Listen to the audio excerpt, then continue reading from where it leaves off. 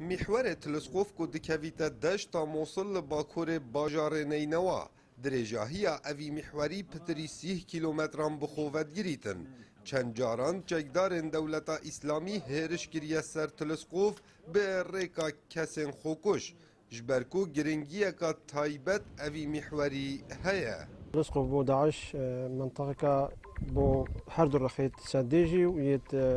ناورانجي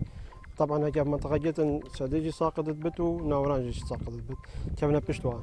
جبالندي او اهتمام دنا بمنطقة بيش ما جاي دوري كباشا بي بيش ما جاي شرجي كربي بلي قوة طوان داعش حمي انتحاري بين خو دوسيد ساركا بداية بلي كو داخلي ساتري بن خو نكرا بعاي فقاندي بيش ما جاي وضعي بسر باكري شاركي بيش ما جاي بشتي كو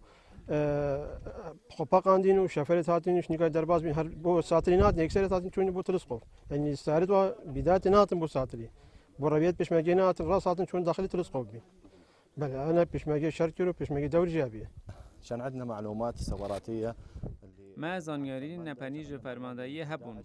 که داعش دل دو بروکن استراتژی دا ارشکی بکن او هیلا سرکی هریما کردستان یاج ابراهیم خلیل دیگهی تحولره و ریکا کردستان بودر و کنترل بکن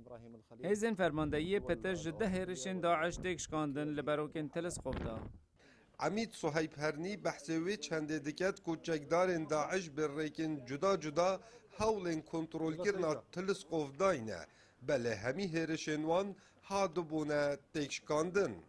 هرشت توی قوات داعش نکرینه و چجارا وکوی هرش خود حاضر و آماده نکریه بزور رنگه که برفراون اف دشت دا برخو اتسي محور را هرش کر بینجی سیارت یه درع یا مصفح 450 حتی 500 نفر تا تمازن کرن کد وی هرشه دابن هرشه که زور قوت بی اخسته سر ساترت پیشمرگه اوشیان اختراقش کن